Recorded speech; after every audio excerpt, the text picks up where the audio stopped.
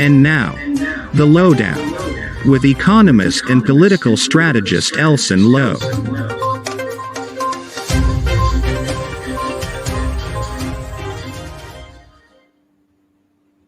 Good evening, good evening. Welcome to the Lowdown. My name is Elson Low, your host.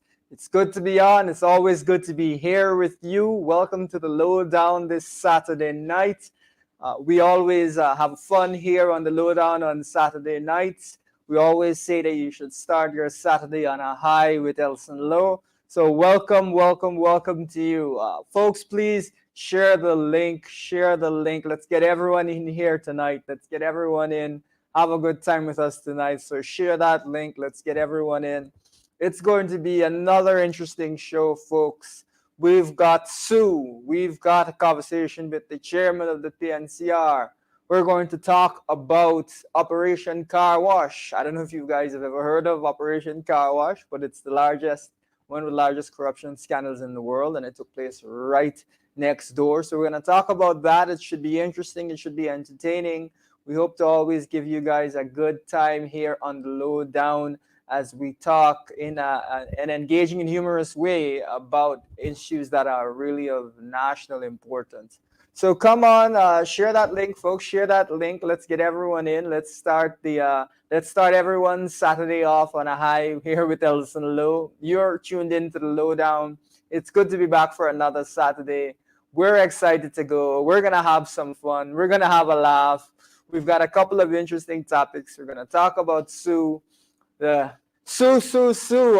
man that has turned Diana upside down. We'll talk a bit about Sue.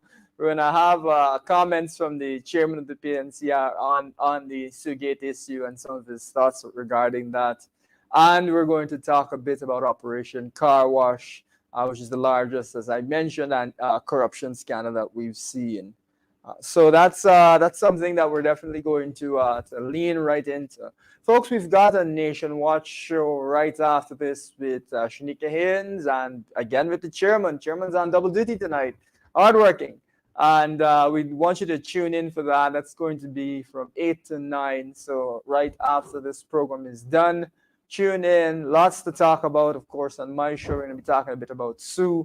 I'm sure there's a lot of other issues the chairman will want to address. It's a difficult time right now in our country with the protests and with what happened at Monrepo there. So that's something that we need to have a proper conversation around. So stay tuned for Nation Watch from 8 to 9. Folks, tune in for that. Just stay right with us here on the Lowdown and then on Nation Watch with Shanika Haynes right after. So yeah, good night to everyone. Welcome to the Lowdown. We're excited to have you here. So we're just gonna lean into, we love to talk about our memes of the week. We love to talk about the events over the course of the week that have been entertaining or interesting. We love to talk as well about what we're seeing in the real estate market, which is itself a bit of a meme, isn't it? What we're going to actually chat about is some real estate prices that have come up. So we're going to talk a bit about that. But just to get the ball rolling, I don't know if you folks would have heard about the claim that was made regarding the losses from the Monrepo incident, where the claim was made that $3 million worth of Polari and Puri and egg ball was lost. That works out to something like 10,000 servings. Very interesting that was a claim that was made. That's been making the rounds all week long. People are saying that they need to start a Polari business because that's where the money is at, folks. Polari business, 100%. So some people are saying that egg ball and gold nuggets is one and the same thing. Some people are saying that they're going to take out a big loan to open a massive roti establishment just to get those dollars rolling in. So that was the claim that I think stunned many people. Of course, it could be that said vendor had 10,000 servings available to her. It could be that she's a supplier of the Guyanese army, and therefore she needs to have 10,000 servings of egg ball. It could be, viewers, we don't know. But it is something that came up this week that was very interesting, very interesting. So we'll see if any more news comes out regarding that. Folks, we've seen real estate prices through the roof, continue to go through the roof. And we want to just show you one or two examples of that tonight. So we've got a couple of them. If we can get the first one up, pretty interesting real estate prices. So we first of all got 2 bedrooms. That's the description. 2-bedroom top flat. It's not a full house. 2-bedroom top flat. It's in a gated community, however. It's on the East Bank, and it's $300,000 negotiable.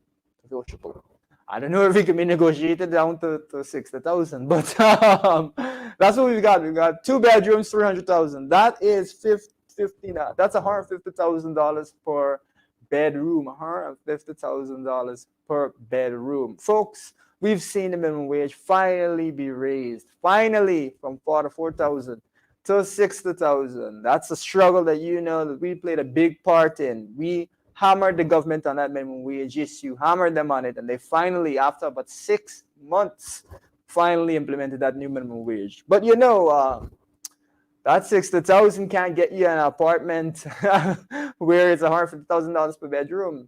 So that apartment is just the rent is five times the minimum wage is that rent there. Unbelievable.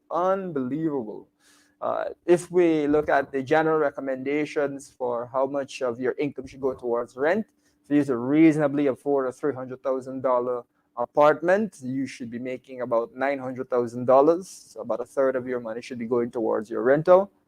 That's a lot of money. So clearly there's some folks who are making $900,000 a month, folks. There's got to be some people making $900,000 a month in order to be able to afford these apartments. Wouldn't you like to be one of those people making that kind of a salary right here in Guyana? Wouldn't you? That's what the PNCR is really focused on, ensuring that people get the appropriate training so they can get these high-end oil and gas jobs, so they can get good paying jobs. We're not looking to only offer you a $40,000 viewers. We're looking for you to get a high-paying job and to have a sustained high salary. So somebody's making $900,000 a month. They'll be able to afford this place. So that's one. Let's jump across to the next one. Here we've got another one. We got a 2-bedroom here, 1,600 US. I'm imagining it's 1,600 US. I don't think it's 1,600 Ghana dollars. That's $320,000. If the price for that 2 bedrooms. So again, $160,000 a bedroom. Goodness me. It seems like a nice room, but not $160,000 nice, if you understand me.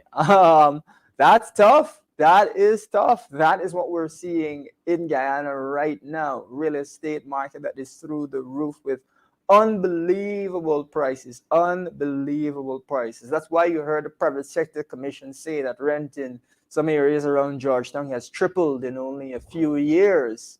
That's something else. Absolutely. And if the rent has tripled, that might mean that the property value has tripled, because you'd be 3 times less willing to sell your house. So the property value could be 3 times as high. Now, if you've got a $50 million house, all of a sudden you've got a $150 million house. That's something else. So that is something that's really, really concerning. I think if you don't have a house, then you can see how we're seeing massive inequality grow in this country, where folks who have property, folks who have assets are able to make huge amounts, and folks who don't have assets really struggle. That's what we're faced with in Guyana right now. It's very concerning. So that's why a lot needs to be done to fight inequality, to get the country, to make our society one where everyone benefits, where we're rising all together.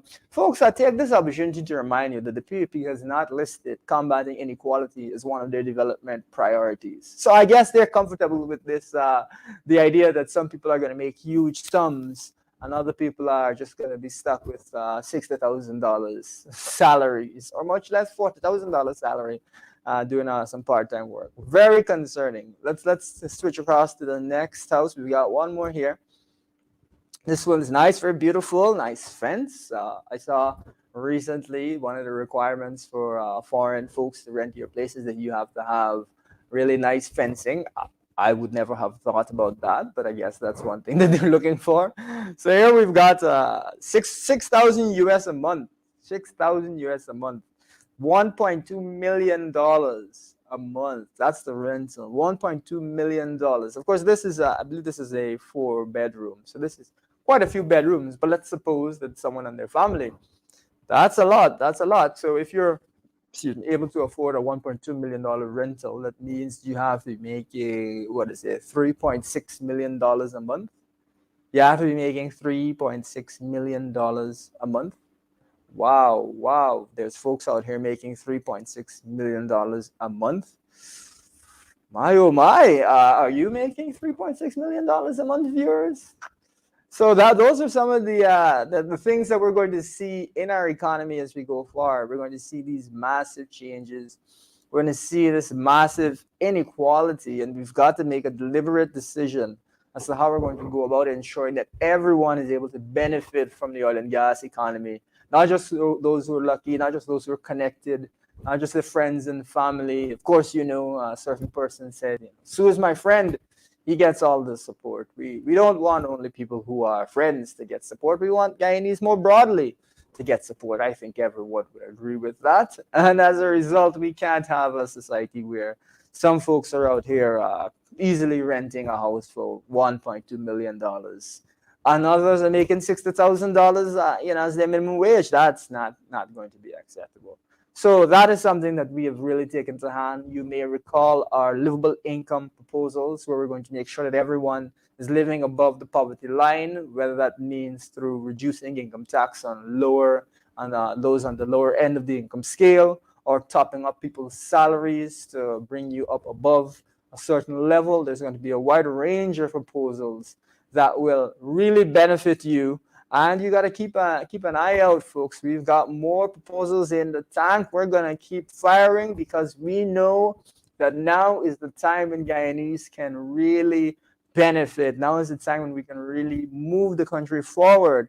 But it seems like some folks are hell-bent on thieving out that oil money, thieving out every last dime of that oil money, while at the same time not worrying too much about inequality.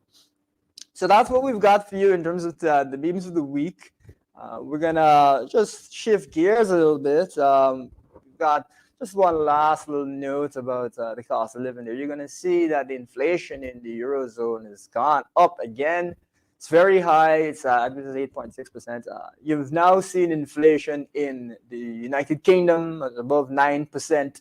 The UK, very high. Here in Guyana, you're seeing very high numbers in the teens.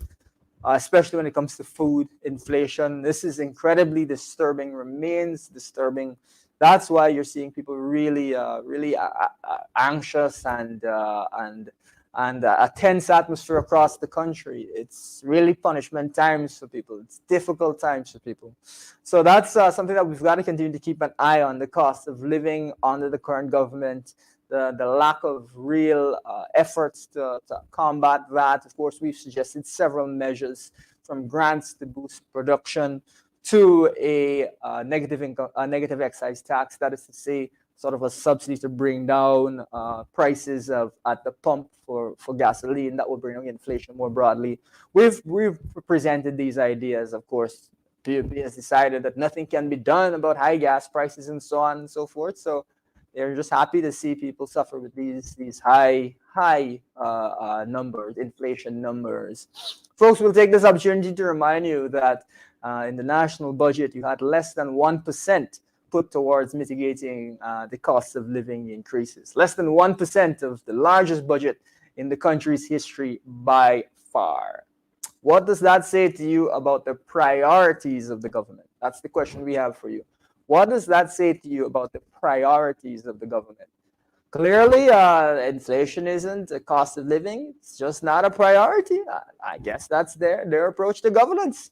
Folks, let's swing around a bit, and we're gonna talk a bit about Sue and Sue Gate now, which is a really interesting saga. For those of you who were not aware, I don't know how you could not be aware. Maybe you were in a vacation to Suriname for the last year, but Sue Gate concerns a Vice documentary which came out with allegations were made which need to be investigated against the Vice President by Jagdeo regarding the possibility that he takes bribes, takes a lot of bribes, bribes in cash.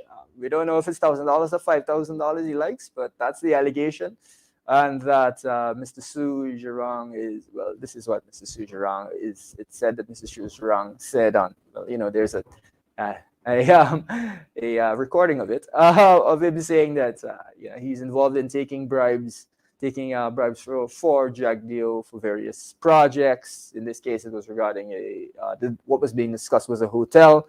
However, there was also being discussed a couple of things. One being an oil company, and the other being the hydroelectric project, presumably the Amalia Falls hydroelectric project. So these are incredibly concerning things. We're going to do an entire show around the Amalia and Sue issue in the future. Viewers, you can rest assured of that. But right now, we also want to make sure viewers are fully aware that it is very serious and very alarming to hear Sue mention an oil company. Of course, we've had difficulties and controversy around their water oil blocks before. So Mr. Sue coming out to say that, the quote, I believe, is before this, other amounts have been much larger. Other bribes have been much larger, including the oil company. This allegation is very, very disturbing, and it needs to be investigated so that we can find out what the truth is.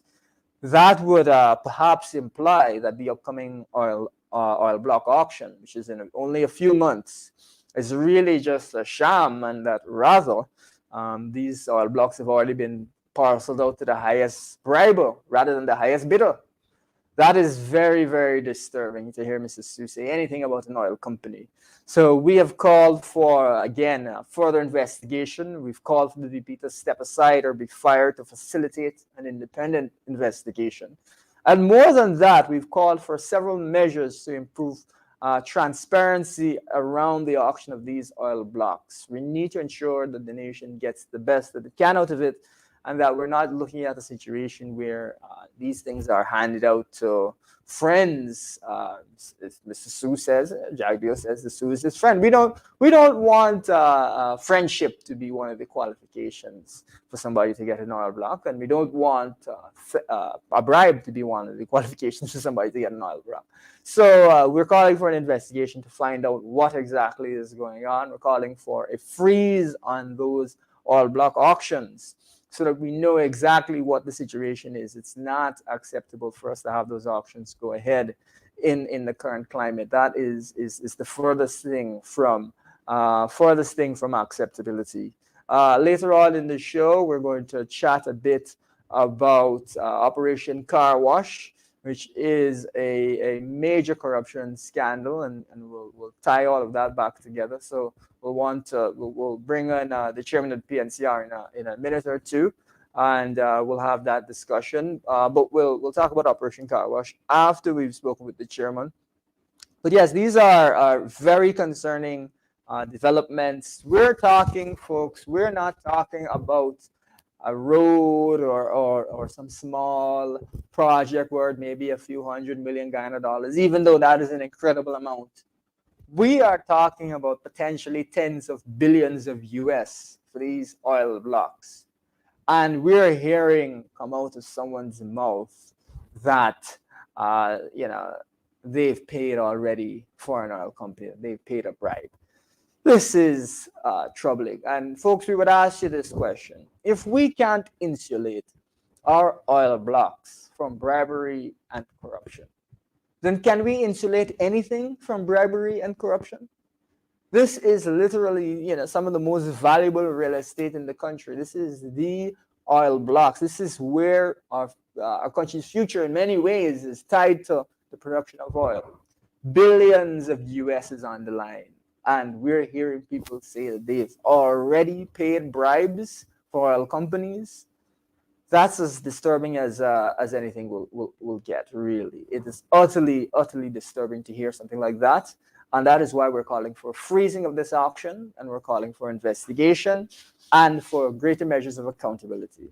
One thing that I also want to mention before we bring the chairman on is that we think it's important that we have a period of national consultation once the rules and the criteria around the auction are made public. Why do we believe that it's important that you have national consultation? We want every Guyanese to feel comfortable with what is going on in the oil industry. We want Guyanese to buy into what is going on in the oil industry. We want them to feel that their national assets, because it's not a government zone, it's not an oil company zone, it's yours, to feel comfortable that those assets are going to be used properly, that they're going to be shared out up in the proper way, rather than ending up in the pocket of a certain Mr. Sue. We want to ensure that we follow the right process here, because there's too much money on the line. Amalia Falls, the price tag for that was 700 million. Price tag for the gas ashore, is around 1 billion, but we'll see, it might increase. We're talking about tens of billions of dollars with these oil blocks. This can't fly, folks. This can't fly. On that note, we would like to bring in our chairman, if he's ready there, Mr. Sherwin Holder. I'm sure that he'll have some thoughts as to what's going on with Sioux Gate, as to whether we're going to allow this to continue as we see Guyana's oil blocks now up, soon to be up for auction. Mr. Chairman, let's see if we can get him on there. Hi, good night. How are you? If you go to unmute. Yes, good night. Good night, Elson, and good night to your viewers. Yeah, thank you for coming on. We've got a bit of a worrisome development. Sue talking about oil companies. Let me ask you this: how did you feel when you heard Sue say, "Oh, other amounts have been bigger," like with the oil company? Yes, thanks again, Elson. I was very alarmed, and the country needs to be, because this clearly shows us the way how business is done in this country in 2022, and I must say from the onset that that is not acceptable. That is not transparency, that is not accountability, that is not good governance. In fact, it's bad governance altogether. And the entire country should be worried because, our future lies now in the hands of the politicians and what they decide to do pretty much with our oil and our other resources. Not only oil, but oil is now playing a very, very important part in our economy. In fact, it's dominating the economy. Last year, it would have contributed some 47%, taking over some 47% of the economy, actually 50% there. And the expectation is that in the next 2 years, it is going to be maybe 70, 80, or even more. Who knows? Definitely in that range. Most economists that you speak to now are forecasting that oil will totally dominate this economy. And that in itself is a different conversation.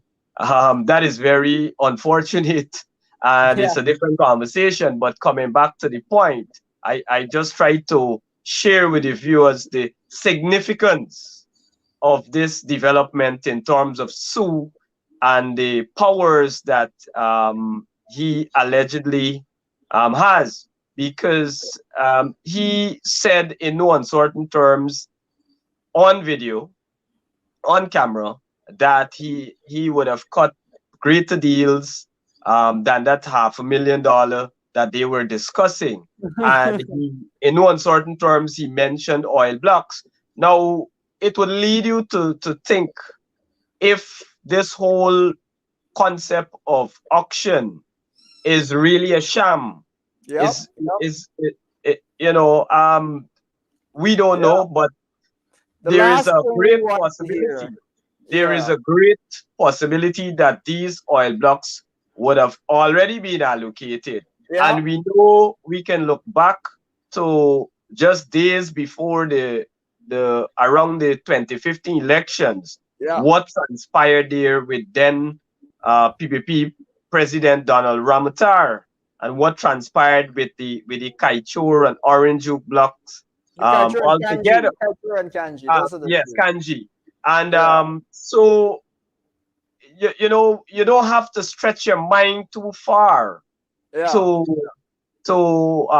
understand or to imagine what possibly is transpiring in the living rooms of these Yeah. politicians. And so it is very, very, very, very worrying. Yeah. And as an opposition, we will have to continuously educate the public Yeah. in that regard. We will continue. We will have to continuously agitate and Yeah. put pressure on this administration to Yeah. desist from those kind of acts and to ensure that we have proper transparency and accountability in that Yeah. regard. Absolutely, absolutely. Viewers, we have one question for you. Where's your oil block? Because it could be that Sue gone with his own oil block already. Where's your oil block? You are Guyanese viewers. You have an oil block, or because Mr. Sue may have already secured his. This is incredibly We're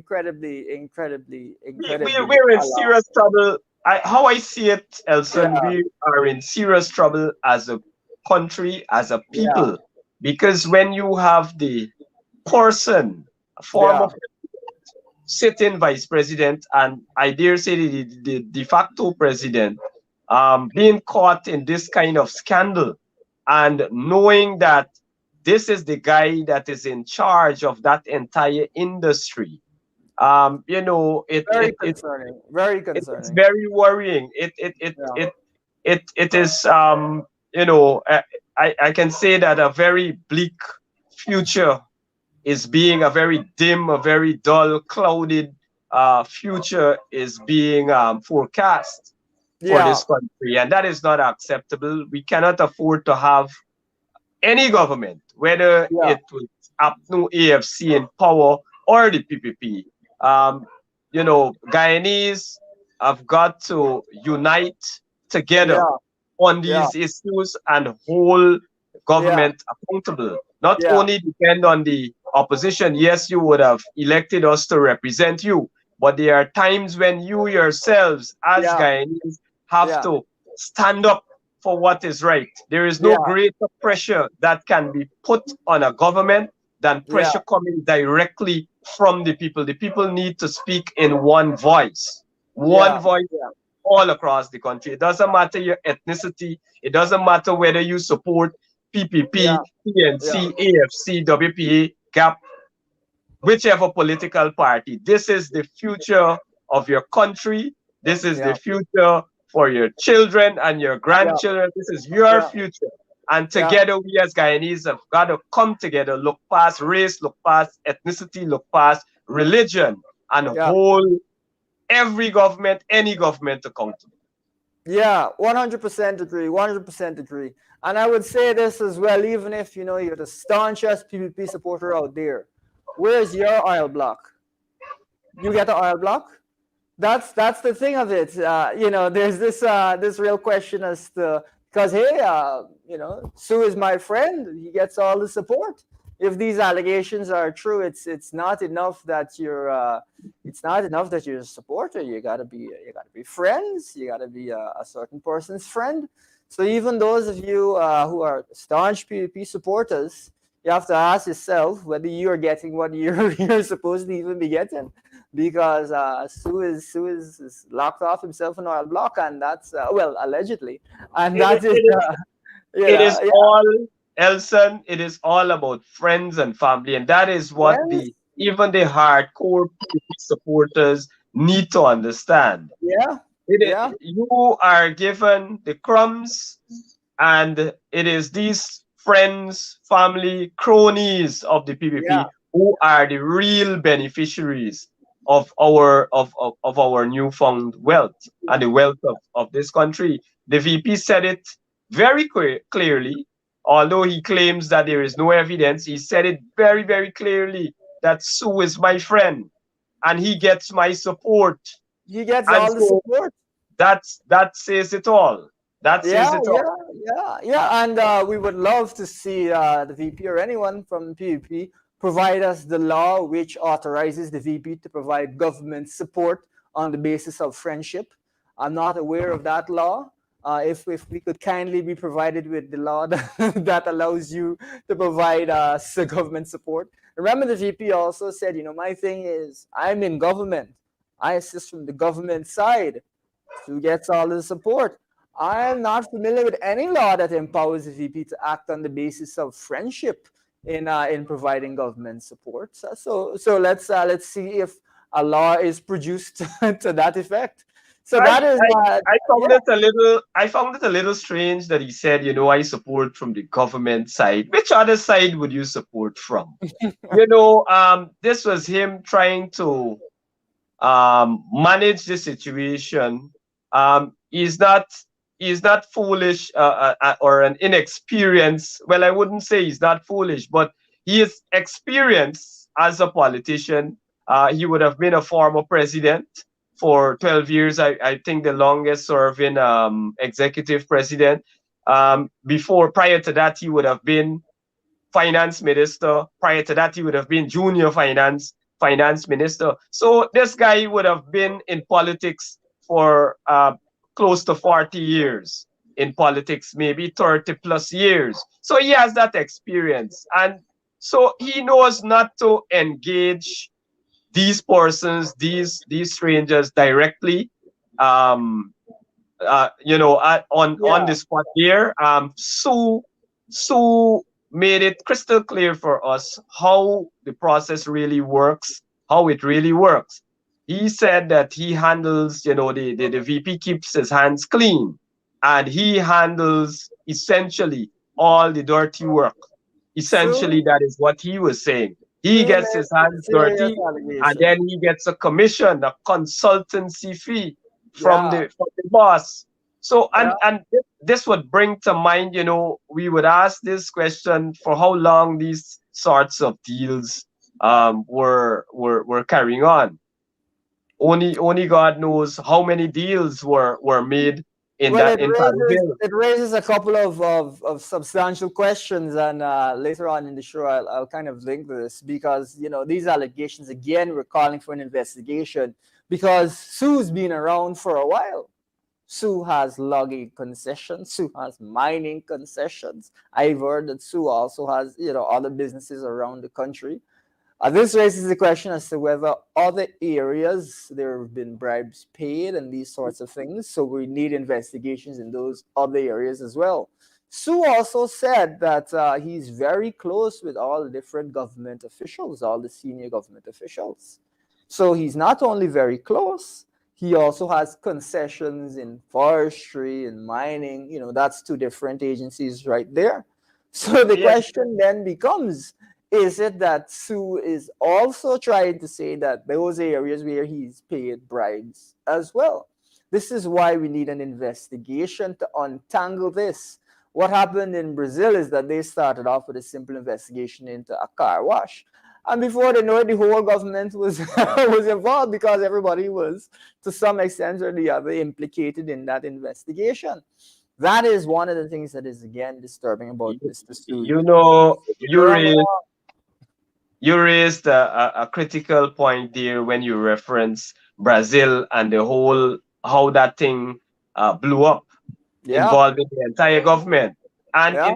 it can be a similar case here in Guyana because what happened after this video?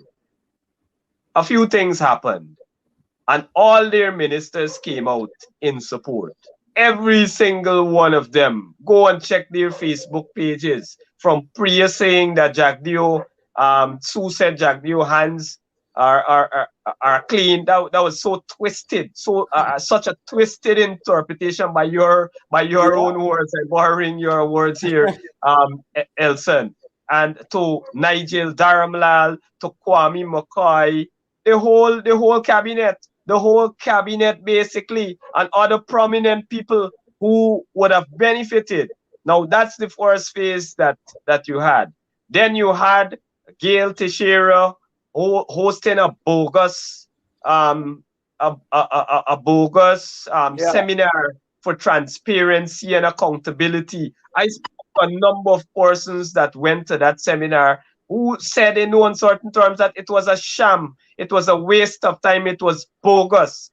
It was just created to take the heat off of the VP and as a distraction, and to say to the foreign powers, the sponsors, the IMF, the IDB, the ABC countries that, look, we are still transparent. We are still doing things in terms of transparency and accountability. You know, Friday, yesterday, you had Irfan Ali being pressured into swearing in those members of the Public Procurement Commission. That is something that was languishing for 2 years, and we know how we had to fight them pre-2015 on that very commission. They don't want to have a commission like that. Now, my guess is that they would have worked some kind of strategy to go around this. As the days and weeks and months progress, we will see. But I am putting them on notice that we will use that commission to the fullest, to the maximum, to expose their corruption. We will encourage contractors that were wrong, that were sidelined, to report it, write that commission. Ensure that you utilize that avenue. So they have done a series of things to distract. But I wanted to step back on one point. You know, some people are of the view that Jack Dio is so bright and he is so smart, you know, and I was a little taken back that a young reporter like Isabel Young could come to this country, get into his home, and expose him. You know, he is this so-called wizard that knows everything, that controls everything. And that I like the way that she managed the interview. He attempted several times to take control, to talk above her, but she didn't allow it. I think a lot of our journalists in this country should step up to the plate. Be another Isabel Young. Let's hold this government accountable. You have a responsibility as journalists in this country. They have a responsibility, and it is time that they recognize that responsibility. They are citizens of this country. They have children. They have families. They have their homes here. And so they must put aside this partisan type of behavior and hold whichever party accountable. If you want to criticize the APNU AFC, go right ahead. Be my guest. But also ensure that you hold the government of the day accountable. They are the ones in power. And so you have to put those tough questions to them. You know, one of the things that happen in this country, they allow Jagdio to get away with anything and everything. He monologues for half an hour. If he has to answer a question, he dodges it and he talks for 15, 20 minutes and they don't follow up. They allow him to do his monologues and have his way. And that is the difference between our local journalist and a journalist of Isabel Young's standard. Yeah, absolutely. She did a very thorough job. She spoke, of course, to different contractors as well to corroborate what she was saying. It's not just Sue. There's another contractor in that video who says that it's the same thing. The consultancy fee is the bribe. That's the other thing that's said. And when she confronted Jagdeo, she was very direct, and she didn't allow him to slip off of the topic or anything to that effect. And I think to that end, she must definitely be applauded. Must definitely be applauded. So it is definitely a situation which I think has captured the national attention. And you mentioned something that I think is interesting. So let's suppose that these allegations are true. Yeah, as you're indicating, people say that Jagdeo knows this, he knows that, but you mean to tell me that the person collecting your bribes, yeah, living next door to you, renting from you, man? I mean, were you It's were you obvious. in trouble? It, I mean, it's very it's very obvious to me, and this is my opinion. This and the opinion of many Guyanese, and these are questions the Guyanese, legitimate questions that they have. How is it that this guy that is dealing in these bribes is your tenant and he's renting at Pradoville? Pradoville too is where he's renting. You and know, yeah, it's remarkable. It's it's remarkable. very I don't remarkable. know. I don't know. Someone even mentioned this to me, and I'll get your take on it. Someone said this to me. Sue's been here a long time. Sue has all of these mining claims, this, that. Sue presumably has been able to accumulate some wealth. How come Sue doesn't have his own house? How come Sue has to rent from Jagdeo? that's $1 million question. Right?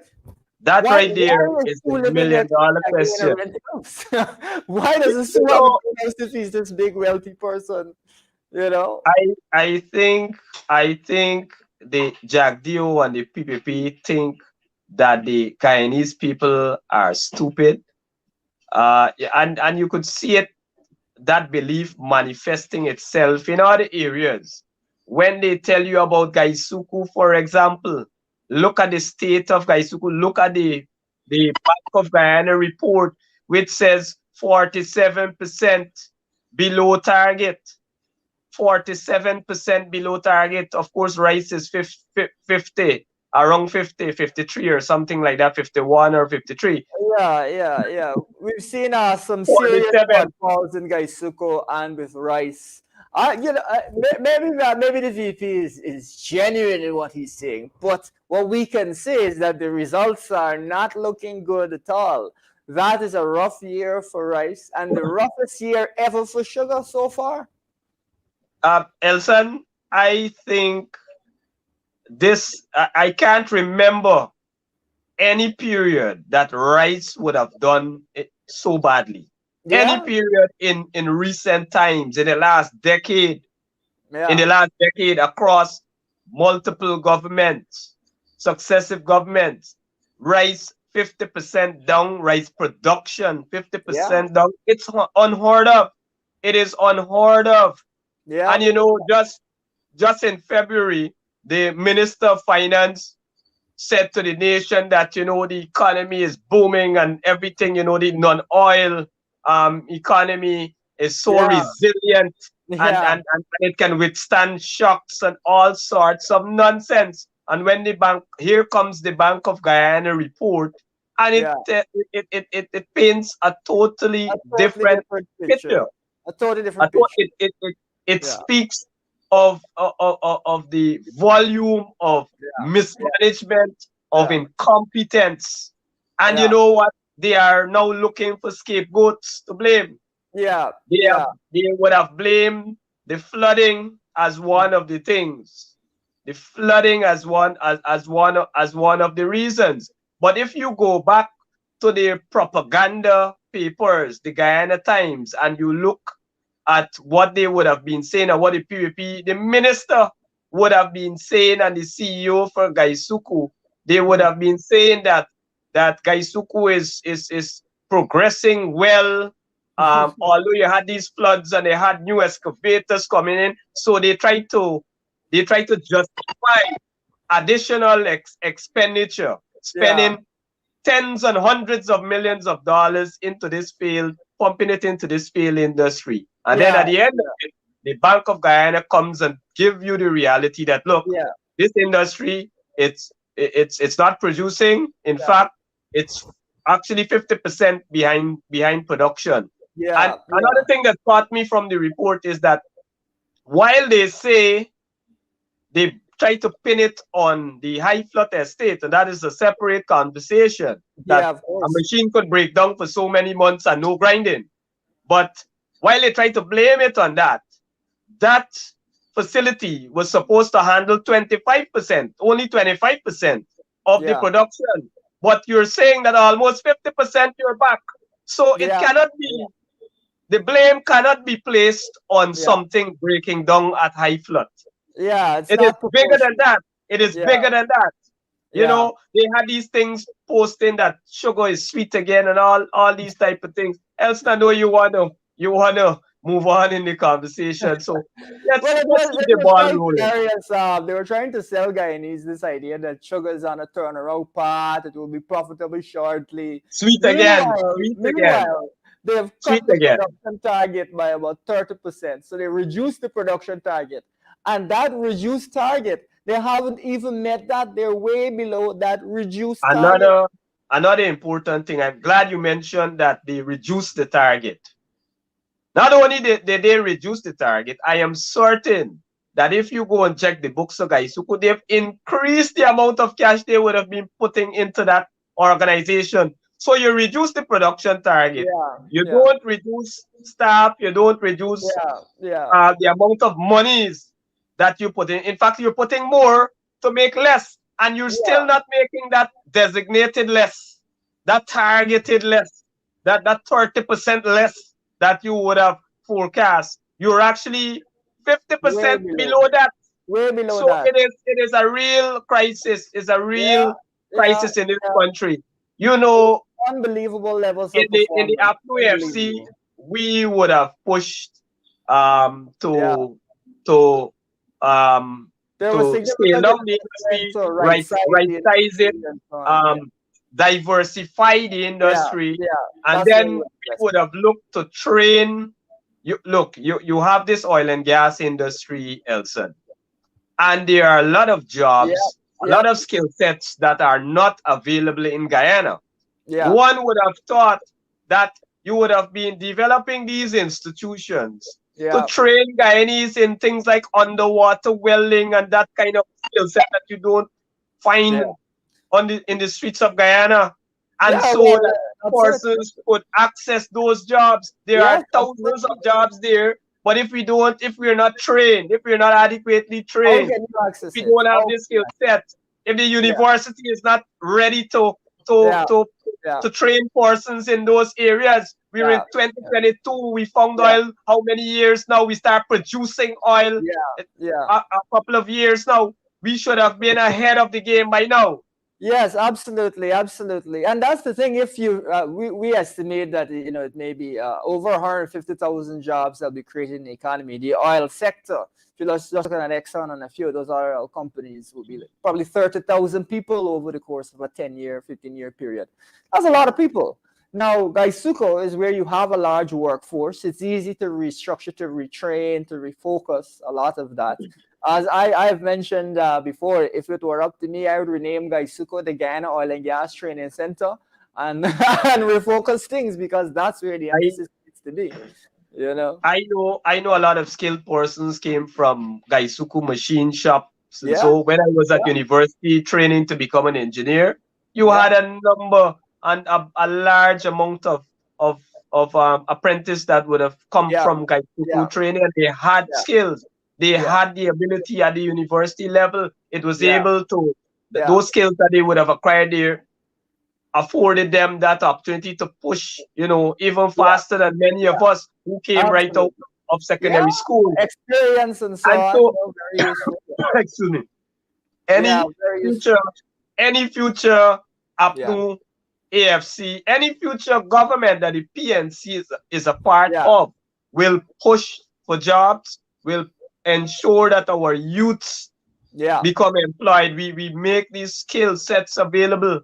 We provide these training so that they can access these jobs. That will be one of our focus. That is my commitment to the people of this country and the youths, more so the youths of this country. That will be a primary focus for any government that the PNC is a part of. We will target those youths and target those jobs.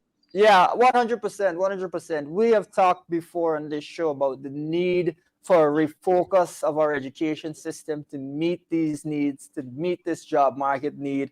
We've seen international organizations like the IDB and the IMF highlight that there is going to be a great shortage of workers and there's a shortage of skill sets. We've seen these companies bring in lots of foreign folks, and they're going to continue to bring them in as long as we don't have people to fill those posts. It would be a real shame if Guyanese were not trained to be given the opportunity to get these high-paying oil and gas jobs. On the other hand, you're seeing a $40,000 temporary job. $40,000 can help anybody in this economy with this cost of living, whereas there's a tremendous need for people in the workforce. This is just classic poor planning by the PUP. Classic lack of any kind of direction or assessment of the needs of the country by them. And so, ordinary people are not getting a chance to move their lives forward. I agree with you totally. I think that, they prior to 2020, they made these lavish promises, 50,000 jobs. And now they are in government. After 2 years, they are unable to provide any amount of jobs. In fact, what they did, they fired quite a number of. Yeah, they fired quite a lot of people. I had to do something on my screen. They fired quite a number of persons. Yeah. And when I look back at the records, for example, in GWI, they would have been saying that there are too many staff, and they can't afford it, and that type of thing.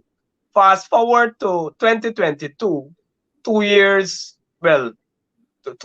about 2 years later, they are putting persons now temporarily, paying them $40,000 in the hundreds. Look, in region two, and I have not really spoken publicly on this issue because the PAP will quickly say to the public that, look, APNU, AFC, or PNC don't want you to get jobs and these sorts of nonsense. We want people to get jobs. Let's make something clear. Let's make something clear to the audience. Let's make something clear to everyone watching. We are not talking about $40,000 jobs when we're talking about jobs. We're talking about high-paying jobs. We're talking about high-paying jobs for thousands of people. We're talking about change in people's lives. $40,000 is an admission of failure. It is not some progress that you're seeing. Exactly. That is not what the coalition envisaged when we talk about jobs. We're talking about proper paying jobs, which can afford you that comfort. You're able to take care of your family and have a little bit of savings. That's what entry-level jobs in the oil and gas sector is $400,000. I'm giving you an example as to what is happening with 40,000 jobs, and persons are jumping free. And I believe that would be very short-term, short-lived, because people are struggling right now. There is real pressure on the ground. No jobs. The cost of living is high. So some persons are opting for it. They would say to you, at least they get something, hold on. But how long that will last? It wouldn't, right? Yeah. In Essequibo, in Region 2, if you go to the Saudi hospital, they got about 300 temporary workers there. 300 in a small institution like that. Doing what? Doing what? I'm not criticizing the persons that are employed there, but I'm criticizing the lack of strategy, the lack of a program. Even if you employ them, then you must have them doing certain tasks. You know what they have done, Elson? You know what they have done? Yeah. It appears very obvious that they would have employed quite a number of first party persons under the guise of the $40,000. And they are going around to communities saying claiming that they are doing census. And when confronted by Yeah. persons in many, many communities, I've Yeah. gotten reports from Zorg, I've gotten reports from Henrietta, I've gotten Yeah. reports from Dartmouth, and several other areas. I've seen them with my own eyes moving Yeah. around, claiming that they're doing census Yeah. when there is no census as yet. They're claiming they're going about asking. Yeah, okay. So they're claiming that they're doing the census, but the census hasn't started yet. So that's what you're seeing.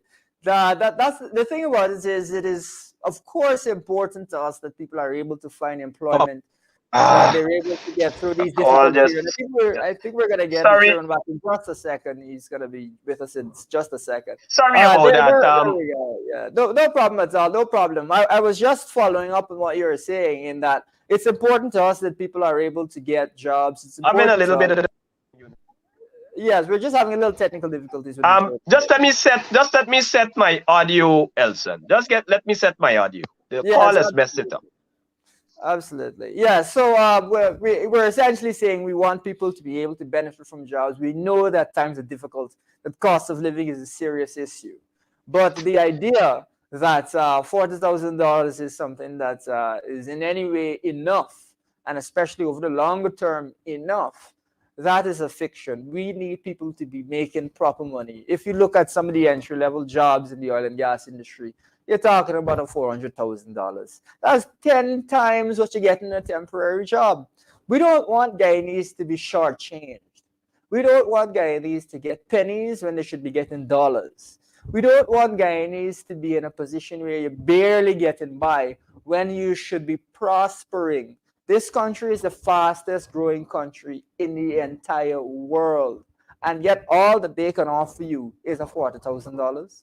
The fastest growing country in the world. The year before it was one of the fastest. The year before it was the fastest. And that is what people are coming to you with. Yes, you can take your 40,000. Yes, it is a little help. But when we talk about jobs, when we talk about progress, when we talk about this new Ghana that we are building, this is not a 40,000 Ghana. This is a 400,000 Ghana, if you understand me. If you understand as viewers. I don't know if we're using word, and the time is flown away with us. Chairman, I don't know if you want to wrap up as we close out the hour. I know we've got Nation Watch where you're again firing some shots. That's going to be something. Yes. I'll be on Nation Watch just after your program, the next program coming up, where I'm having an interesting discussion with the host on a series of topics, including the protests and Yeah, all that transpired during absolutely. the protests. So I would want to encourage persons to stay tuned, tune into that Yeah, segment also, where you can listen to the yeah, discourse. Um, in closing, I want to say to the public that I understand, and we as a party, as a coalition, understand your struggles. We understand the stress that you're faced with. We understand the all-round bad governance that is happening across this country and is being executed by the PPP Progressive Party, PPPC, currently. We understand it, and we will continue to be in your corner. We will continue to fight for you. We will continue to expose them and what is happening currently in this country. I trust that you will continue to look at our programs, continue to follow in the media what is happening in the country, and make a conscious judgment for your own selves. yeah, Make a conscious decision. Ask yeah, yourself if these things were happening at prior to 2020 and why they weren't happening, absolutely. why you weren't seeing this level of corruption, why you weren't seeing this level of incompetence, why Yeah, you were having peace and stability yeah, and some hope for a good future. Because frankly speaking, there is no hope at this point in time across this country for most yeah, Guyanese. yeah, And so I wouldn't want you to lose faith. Know that the APNO AFC is a formidable force, and we will continue to fight for you. And the expectation is that whenever those elections are called again, you will make that right choice and get us back into government so that we can continue to serve you in the best possible way. Absolutely, absolutely. Well, thank you for coming on, Chairman. The hour passed quite quickly. I hope the next hour passes just as quickly. Viewers, tune in to Nation Watch for the next hour. The Chairman will be back for another hour there. He's firing on all cylinders tonight, viewers. So thanks again, Sherwin, and it's good always to have you on. Yes, thanks, Elson, and thanks to your viewers. So that was the chairman of the PNCR, Sherwin Holder, young and energetic. He's on just shortly for the next hour's program. Viewers, thank you very much for tuning in to the Lowdown. We actually didn't get to cover everything, so we'll roll it over to another show. But we'll leave you with this last thought, viewers. Where is your oil block? Viewers, we've got an oil block auction coming up. We need to see transparency. We need to see a proper auction, because it would be a real shame for people to be able to get their hands on oil blocks, whereas you viewers, you coalition supporters, you neutral people, even you PPP supporters can't get close to it. On that note, thank you for tuning in. And we'll catch you on Tuesday for the next round of the Lowdown.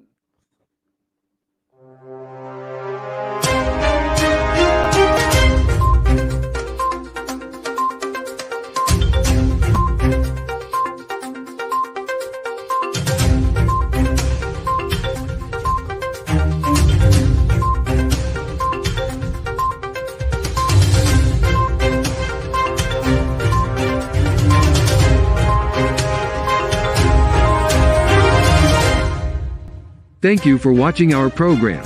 See you right back here, same place, same time. And remember, hold the line of battle, comrades. Our victory is sure.